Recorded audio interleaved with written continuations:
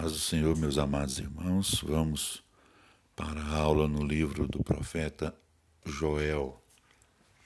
Conforme a gente disse na aula anterior, acerca dos profetas menores, a gente sempre vai seguir para o estudo dos profetas menores essa tabela. Então a gente vai levar sempre em consideração o seguinte: o nome do profeta, né? A data da escrita, a evidência que o profeta coloca com relação a uma das qualidades do caráter de Deus, nesse caso aqui Joel evidencia a questão do julgamento, né? E a mensagem do profeta Joel para o povo de Judá com relação à aliança mosaica é um aviso a Judá acerca do julgamento por causa do pecado. Então vamos aqui para a autoria. Título: Joel, o nome em hebraico é Ioel, Jeová é Deus. É o nome do profeta, né? Ajusta-se à sua profecia. Joel 2:27 e Joel 3:17 dizem a mesma coisa, né? Sabereis que eu sou o Senhor vosso Deus. Então a mensagem do livro, né, está adequada ao nome do profeta. Autor, pouco se sabe acerca dele, né, acerca de Joel. Sabe-se que ele era filho de Petuel, lá no hebraico Petuel, que significa convicção por Deus.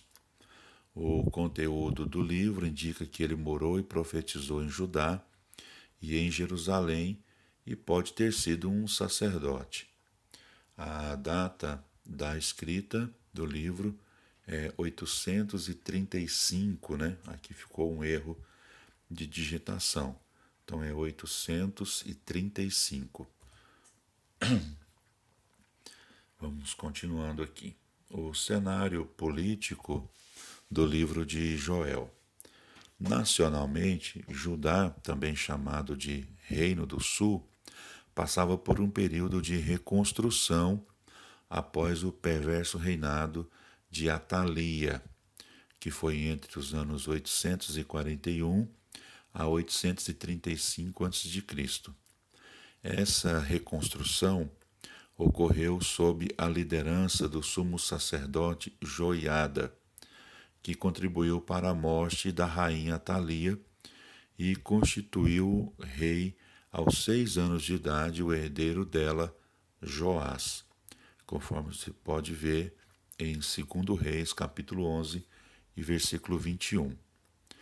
Do ponto de vista internacional, não havia proeminência de nenhum grande império. Todavia, Judá estava sendo molestado por vários inimigos locais: Tiro, Sidom, Filístia, Edom e Egito. O cenário religioso do livro de Joel é o seguinte: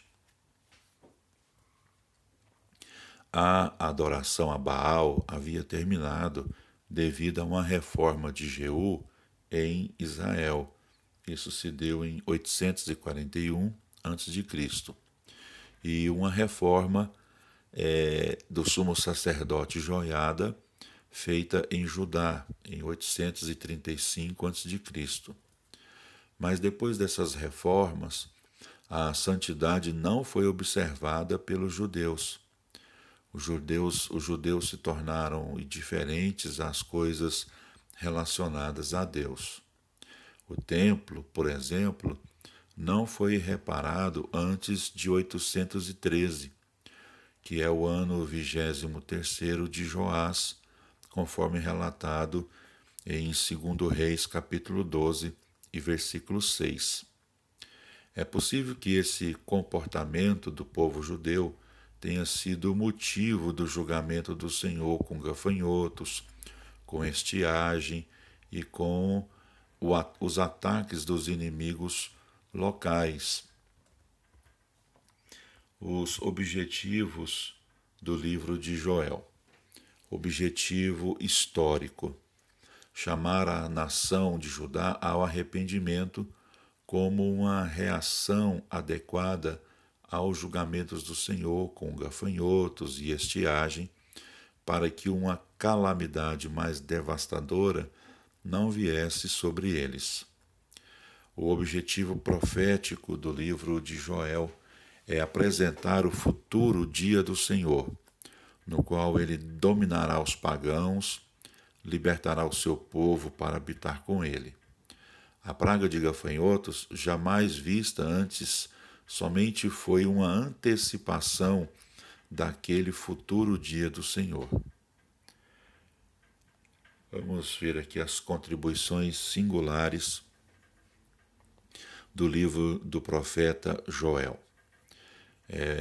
Uma grande contribuição é a questão da ênfase no chamado Yom Yavé, ou seja, o dia do Senhor.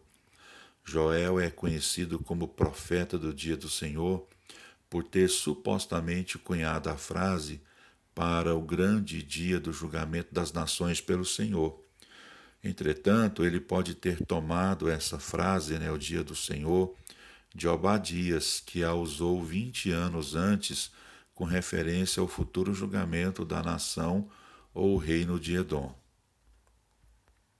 Vamos aqui para algumas informações importantes com relação ao chamado Dia do Senhor ou Dia Profético do Senhor. Para poder entender a importância dessa expressão, o Dia do Senhor, na Bíblia Sagrada, e aqui a gente está estudando sobre Joel, e essa expressão aparece também em vários outros livros proféticos, é necessário a gente entender algumas características do que é esse chamado período, Dia do Senhor.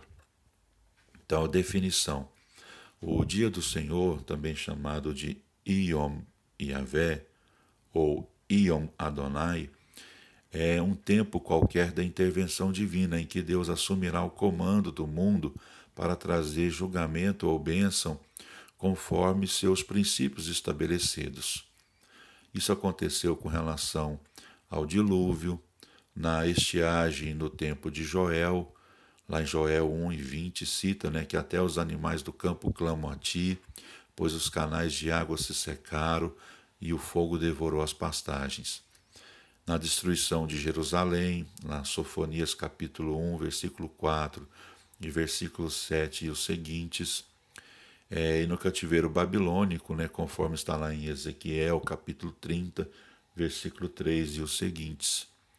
Mas as referências indicam um período especial chamado Dia do Senhor, que aparece no programa escatológico. Então aqui, para a gente poder entender, o Dia do Senhor pode ser um tempo qualquer da intervenção divina, como os casos que já citamos, mas dentro do programa escatológico, dentro das coisas que ainda vão acontecer, o Dia do Senhor é um período especial, conforme a gente vai observar aqui. O tempo desse chamado Dia do Senhor é o período em que o Messias se ocupará com as nações em julgamento, a fim de preparar a terra para o seu reino milenário. O Novo Testamento descreve seu tempo começando com o arrebatamento. Aí vai seguir uma sequência escatológica, Arrebatamento, grande tribulação, que é dividida em 2 períodos de 3 anos e meio cada. Depois tem o reino milenário, depois tem juízo final e depois chegando até a questão de novos céus e nova terra. Então esse tempo do chamado Dia do Senhor inicia-se com o arrebatamento da igreja e vai até os chamados novos céus e nova terra. Então é um período de tempo escatológico, esse chamado Dia do Senhor, que tem como principal personagem, ou o personagem ativo desse período, desse Dia do Senhor, é o Messias. Bom, a ênfase bíblica centraliza-se na questão do Dia do Senhor no tempo da tribulação, mas além do tempo da tribulação tem todo um período, que vai desde o arrebatamento até a questão dos novos céus e nova terra. Bom, então nós temos aqui também a expressão, né? O grande e terrível dia do Senhor, né? Yom Adonai Hagadol Verhanorah. Grande e terrível dia do Senhor. Essa expressão é usada em Joel capítulo 2 e versículo 31 e Malaquias capítulo 4 e versículo 5. Refere-se à última metade da grande tribulação. Antes dessa ocorrência, do chamado grande e terrível dia do Senhor, duas coisas devem acontecer respectivamente, segundo Joel e Malaquias. O Senhor apresentará na primeira parte da grande tribulação grandes sinais nos céus para alertar a terra, conforme Joel capítulo 3, versículo 14 e 15, e Apocalipse capítulo 6, versículo 12 e 17. E a outra coisa é a questão do chamado profeta Elias. Aqui não é o Elias do Antigo Testamento, aqui é uma referência ao precursor do dia escatológico, do grande dia de julgamento, que ocorrerá na segunda parte da grande tribulação. Essa expressão profeta Elias certamente vai além de qualquer instrumento humano.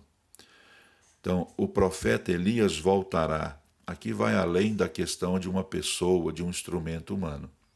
Na segunda parte da grande tribulação, esse profeta Elias, entre aspas, voltará para um ministério de restauração em Israel. Não sabemos ao certo, né, se é de fato uma pessoa ou se é apenas um anunciado, né, de que haverá um tempo de restauração para Israel.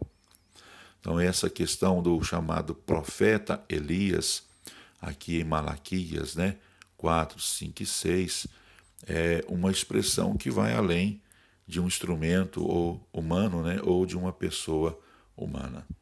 Bom, então vamos aqui. Essa parte aqui nós não vamos falar sobre ela não, tá? Porque isso aqui é muito extenso. Bom, nós vamos então, para deixar aqui a letra B, para a parte 2 dessa aula, tá bom? Então vamos encerrar aqui e iniciar a segunda parte da aula.